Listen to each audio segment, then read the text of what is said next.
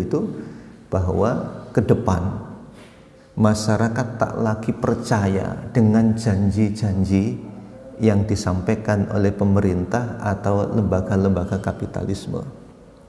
Tak lagi percaya dengan dunia perbankan, tak lagi percaya dengan janji-janji pemerintah, tak lagi percaya dengan lembaga-lembaga penjaminan sosial. Terus apa yang terjadi? Yang terjadi adalah orang akan memilih cara yang tepat bagi dirinya untuk menyimpan hartanya maupun untuk membelanjakan hartanya. Sekarang kan sudah mulai terasa, didorong untuk investasi, para pengusaha tergerak apa tidak? Enggak ada yang bergerak. Bahkan ma'asyiral muslimin yang dirahmati Allah Subhanahu wa taala, para pengelola wakaf yang besar untuk tujuan produktif itu juga sedang diem sekarang itu. Ya, saya dapatkan informasi sampai ada menteri keuangan itu heran, sampai lembaga wakaf ini keuangannya nggak bergerak juga. Kenapa? Karena sepertinya tidak percaya dengan sistem yang ada saat ini, sedang menunggu kira-kira yang tepat itu apa nantinya. Nah, Bapak Ibu yang dirahmati Allah Subhanahu wa taala, kapitalisme dimotori oleh individualisme dan liberalisme, mengutamakan kepentingan individu. Filsafat-filsafat yang melandasinya banyak ya. Ada teori-teori yang melandasinya juga banyak. Ada teorinya Darwin, siapa yang kuat maka dia akan tetap bertahan. Muncul kemudian as-sira' li ajlil baqa', konflik perjuangan untuk mempertahankan eksistensi. Siapa yang kuat maka dia menang. Siapa yang kuat maka dia menang. Kalau dulu kuat identik dengan kekuatan fisik, maka yang muncul ke permukaan itu apa? Film-film tentang apa Bapak Ibu? Silat, kungfu dan lain sebagainya, kekuatan fisik. Kemudian berubah kekuatan politik, siapa yang berkuasa maka dia menang. Muncul kemudian kekuatan ekonomi, siapa yang memegang ekonomi maka dia bisa memegang kendali dan bisa mengatur politik. Ya. Nah, kemudian gabung kembali ke zaman Fir'aun dulu, kekuatan politik, kekuatan fisik militer dan kekuatan ekonomi gabung jadi satu. Masyarul muslimin yang dirahmati Allah Subhanahu wa taala. Sedangkan kebalikannya sistem sosialisme. Kalau sosialisme, hadirin rahimakumullah, konsep dasarnya adalah maslahatul mujtama', kepentingan bersama, kepentingan masyarakat. Individu tidak mendapatkan tempat. Kalau bisa dipaksakan, hadirin yang dirahmati Allah Subhanahu wa taala, semua mendapatkan pendapatan yang sama. Faktor-faktor produksi tidak bisa dimiliki oleh individu, semua dikuasai oleh negara. Bahkan individu tidak memiliki perencanaan yang memadai untuk praktek ekonominya. Nah, ini kemudian berdampak karena semua orang disamakan. Sedangkan sunatullah itu menghendaki perbedaan. Tidak mungkin semua orang itu sama. Dengan kapasitas yang berbeda, tentu orang akan berbeda pula. Kerjanya beda, tentu penghasilannya bagaimana? Penghasilan juga berbeda. Sama-sama ngangkat batunya, sama-sama ngangkat batu, hasilnya bisa berbeda. Antara yang ngangkat batu kali dengan batu ginjal, kira-kira pendapatannya sama atau beda, Bapak? Tidak bisa disamakan. Walaupun kadang karena sudah terbingkai oleh kapitalisme, kadang yang tukang ngangkat batu ginjal ini yang menentukan segala-galanya. Yang menjadi industri farmasi, industri medis dan lain sebagainya, karena dorongan kapitalisme, sehingga transaksinya Bapak Ibu yang dirahmati Allah Subhanahu wa taala menjadikan obat itu sangat mahal. Peradaban kapitalisme di dalam bidang kesehatan. Nah, ini harus terus kemudian dilakukan revisi. Islam mengakui perbedaan itu, tapi kalau dalam kapitalisme tidak. Makanya hadirin yang dirahmati Allah Subhanahu wa taala, banyak di beberapa negara itu para ilmuwan di negara-negara sosialis itu pada lari. Saya pernah dulu membaca sebuah berita, sekitar 200 ilmuwan dari Uni Soviet lari ya, masuk ke Iran. Nggak ketahuan tuh, nggak ketahuan.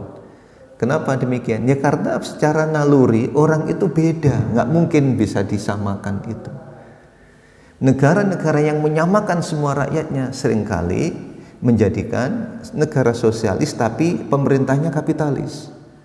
Ada hak-hak istimewa yang dimiliki oleh orang-orang tertentu. Nah, Bapak Ibu yang dirahmati Allah Subhanahu wa taala, berbeda antara sosialisme, kapitalisme yang kedua-duanya itu terjadi tughyan, tindakan yang ekstrim, yang satu ke kiri, sama-sama ke kiri. Sama-sama ke kirinya atau ke kiri ke kanan, tapi dalam konotasi ekonomi ya, bukan ashabul yamin wa ashabus shimal kalau dalam surat Al-Waqiah. Nah, ini yang terjadi, masing-masing ekstrim. Satu ekstrim pada individu, satu ekstrim pada kelompok masyarakat dan sosial. Kalau Islam, hadirin yang dirahmati Allah, di sini dibuat ada subjudul al-wasatiyatul adilatu, moderasi yang adil, ya, moderasi yang adil. Nah, konsep moderasi dalam ekonomi Islam ini didasarkan pada firman Allah Subhanahu wa taala surat Al-Baqarah ayat 143, wa kadzalika ja'alnakum ummatan wasata. Umat Islam itu dijadikan oleh Allah sebagai umat pertengahan. Wasatiyah, pertengahannya ini Bapak Ibu yang dirahmati Allah Subhanahu wa taala,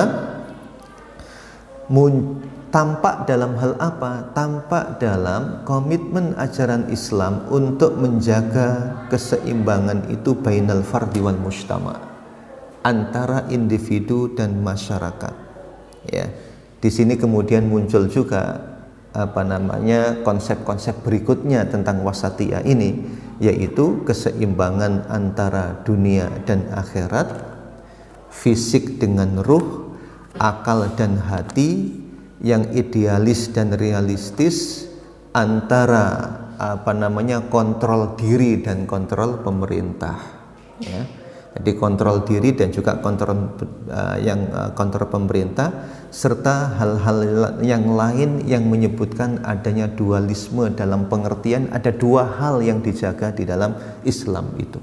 Sebagaimana kalau hidup ini ada siang, ada malam, ada sehat, ada sakit dan lain sebagainya, maka Bapak Ibu yang dirahmati Allah Subhanahu wa taala, kalau ekonomi Islam itu menjaga keseimbangan antara dunia dan akhirat. Kalau sosialisme dan kapitalisme hanya sebatas dunia, akhirat tidak diurus, akhirat tidak diurus. Yang diperhatikan adalah fisiknya, sedangkan spiritualitas tidak diperhatikan. Yang dikedepankan adalah akal, sedang hati tidak diperhatikan. Kalau dalam Islam, hadirin yang dirahmati Allah, akal diperhatikan, hati juga diperhatikan, bahkan antara akal dan hati sepertinya menyatu, sebab Allah mengatakan lahum qulubun la yaqiluna biha, punya hati tapi tidak berakal, punya hati tapi tidak digunakan untuk berpikir. Sampai kemudian ada ulama yang berpendapat akal itu tempatnya di dalam hati. Masyarul muslimin yang dirahmati Allah Subhanahu wa taala, Islam tidak mengabaikan individu dan juga tidak mengabaikan masyarakat, tidak menghapus individu dan tidak menghapus masyarakat. Tetapi yang terjadi itu adalah adilan bainahuma, adil, pertengahan antara keduanya, tidak ekstrem kanan dan juga tidak ekstrem kiri, bila tafritin wala ifratin. Nah, ini didasarkan pada firman Allah surat Ar-Rahman ayat 7 dan 9, was-samaa rafa'aha wa wada'al mizan alla tatghaw fil mizan wa aqimul wazna bil qisti wa la tukhsirul mizan. Jadi alam semesta ini Bapak Ibu yang dirahmati Allah diciptakan oleh Allah secara seimbang. Langit bumi itu seimbang, kehidupan yang ada di dalamnya juga demikian. Maka apapun yang tidak seimbang itu melawan sunnatullah. Melawan sunnatullah, pasti ada dampaknya. Diri kita pun juga demikian, antara yang fisik ya dengan yang non fisik itu juga perlu dijaga keseimbangan. Masing-masing ada haknya. Makna seimbang ini adalah masing-masing ada haknya yang harus diberikan secara proporsional. Contohnya begini Bapak Ibu yang dirahmati Allah Subhanahu wa taala. Ngaji itu memberikan hak hati dan juga hak akal. Belajar itu memberikan hak hati dan juga hak akal. Ya. Istirahat itu memberikan hak siapa? Hak fisik. Hak fisik. Tapi kalau kemudian orang terbiasa ngaji di malam hari, selesai tiap mengaji itu jam 12 malam dan lain sebagainya, ada nggak yang tidak seimbang? Tidak seimbang memberikan hak fisik. Dulu Abu Darda ditegur oleh Salman dan juga ditegur oleh Rasulullah SAW, diingatkan, fa'ti kulladzi haqqin haqqah, masing-masing berikan haknya. Dia malam hari waktu dihabiskan untuk sholat malam, siang hari digunakan untuk berpuasa, keluarganya tidak diperhatikan, sampai istrinya pun protes. Disampaikan kepada Salman. Salman mengingatkan Abu Darda, padahal Bapak Ibu yang dirahmati Allah, waktu yang digunakan habis untuk ibadah, ya, untuk puasa, untuk salat malam, ditegur oleh Rasulullah SAW. Apa yang terjadi ketika hidup kita habiskan bukan untuk ibadah seperti Abu Darda, tetapi untuk mengejar dunia semuanya? Apa yang terjadi? Tentu lebih lagi, ya, lebih lagi ditegur oleh Rasulullah SAW. Jadi tidak boleh ada ketimpangan di dalam memberikan hak masing-masing. Apa dampaknya? Meskipun ngajinya dapat pahala, tetapi karena begadang terus, tidurnya terlambat terus, melawan sunatullah. Ya, melawan sunatullah. Ada yang bermasalah pasti pada fisiknya.